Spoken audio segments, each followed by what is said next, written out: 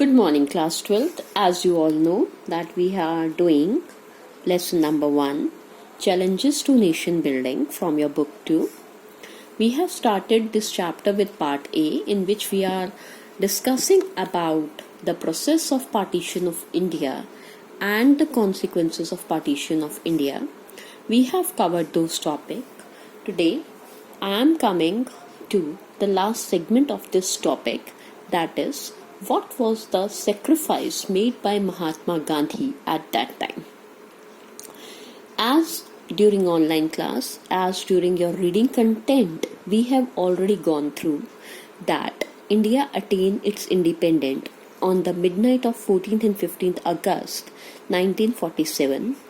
At that time, Pandit Nehru gave his famous speech, Tryst with Destiny, but during this time, Mahatma Gandhi didn't participated in the festivities of independence.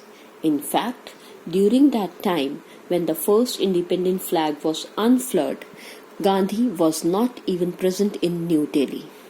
He went to Kolkata at that time on the advice of Lord Mountbatten. On 14th of August 1947, हमने ये statement भी पढ़ ली है. He has stated that tomorrow we shall be free from the slavery of the British Dominion, but at the midnight India will be partitioned, so it will be a day of rejoicing as well as mourning. ये खुशी मनाने का भी दुख कारण होगा और हमारे लिए सबसे बड़ा दुख का कारण भी होगा. खुशी का इसलिए क्योंकि हमें आज़ादी मिल जाएगी, दुख का इसलिए क्योंकि हमारे देश में पार्टीशन हो जाएगा. उस समय जो बहुत सारे खतरनाक ग्रूसम राइट्स जो थे वो दो क्रिमिनल कम्युनिटीज हिंदूज और मुस्लिम्स में चढ़ रहे थे. दोनों कम्युनिटीज एक दूसरे की दुश्मन बन गई थी और वॉयलेंस के अलावा कहीं कुछ और नहीं था. ऐसी सिचुएशन में गांधी जी का जो रास्ता था कि अहिंसा का फॉलो किया जाए, सत्याग्रह का फॉलो किया जाए, वो दूर दूर तक नजर नहीं आ रहा था. गांधी जी ने कोशिश की कि वो हिंदूज एंड मुस्लिम्स को यूनाइट कर सके. For that he started organising prayer meetings after independence on the very next day when he was in Calcutta. लेकिन कुछ हद तक तो इसका इम्पैक्ट हुआ, लेकिन बहुत ज्यादा देर तक भी इसका इम्पैक्ट नजर नहीं आया. एक महीने के बाद जब Delhi was burning with the violence between the Hindus and Muslims, Gandhi returned back to New Delhi. जब वो दिल्ली आए तो उन्हें दुख हुआ. उन्हें दुख 3 बातों को लेकर हुआ. पहला, उन्होंने ये कहा था कि जो भी मुस्लिम्स इंडिया में रहना चाहते हैं उनकी सुरक्षा उनको दी जाएगी. They will be provided safety. But criminal violence के चलते मुस्लिम्स की lifes were at that time endangered. Hindus की भी वर इंडेंजर्ड, बट मुस्लिम्स की भी इंडेंजर्ड. And Gandhi ji thought that it is against his promises, against the ideas. Number 2, Gandhiji always stressed between that there should be a very cordial relationship between India and Pakistan if it would be partitioned. लेकिन वो relation जो था वो गांधी जी को कहीं नजर नहीं आ रहा था. Number 3, during partition, or we can say just before the days of partition, it was decided that financial commitments were made to the Pakistan, जिसमें रिजर्व बैंक के खजाने से हिंदुस्तान के कुछ गोल्ड को लेकर या एसेट्स को लेकर प्रॉमिसेस किए गए थे कि पाकिस्तान को वो दिए जाएंगे, लेकिन वो नहीं दिया गया था. Ultimately he went on Satyagraha again, persuaded Congress leaders to fulfill his promises. The result was that he again started fast in January 1948. The result was that yes, the communal violence decreased. The Congress leaders too understand that now the time has come where it is very much important that कि हमें अपने dues Pakistan को दे देने चाहिए और साथ ही साथ हमें कॉर्डियल रिलेशंस को मेंटेन करना चाहिए. लेकिन ये बात सिर्फ कुछ ही लोगों को समझ में आई थी।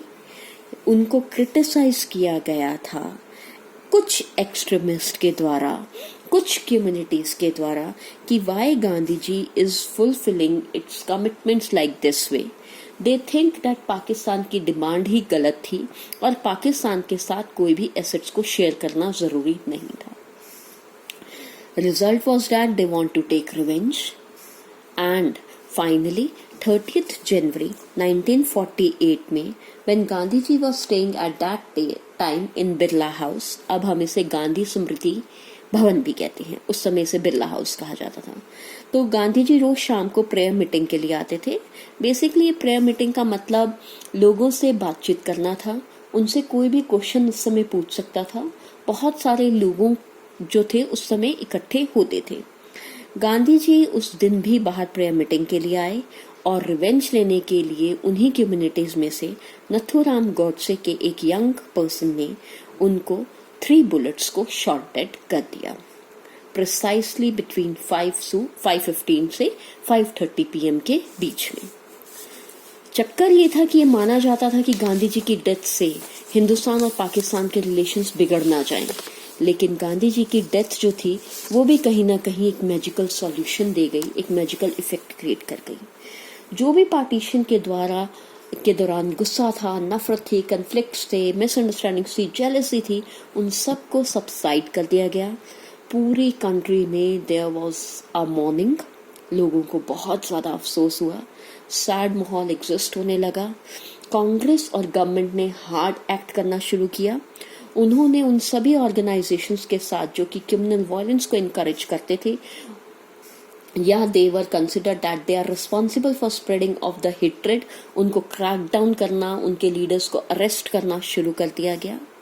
ये वो समय था जब हिंदू ऑर्गेनाइजेशन राष्ट्रीय स्वयं सेवक संघ को भी कुछ टाइम के लिए बैन कर दिया गया था। बीच में जो क्रिमिनल पॉलिटिक्स का एक दौर आया था कि राजनीति को धर्म के नाम पर चलाया जाता था, उसको स्थगित कर दिया गया। उसने धीरे धीरे अपना मोमेंटम लूज करना शुरू कर दिया, मोमेंटम खत्म कर दिया। जो कांग्रेस लीडर्स के बीच में भी दुश्मनियां थी या मिसअंडरस्टैंडिंग्स थी, वो धीरे धीरे कम होने लग गई और गवर्नमेंट वापस देश की डेवलपमेंट की तरफ ध्यान देने लग गई। आप सब लोगों से ऑनलाइन टाइम के भी ऊपर भी रिक्वेस्ट की थी, you please go through the paragraph of this chapter very nicely and carefully. Thank you guys.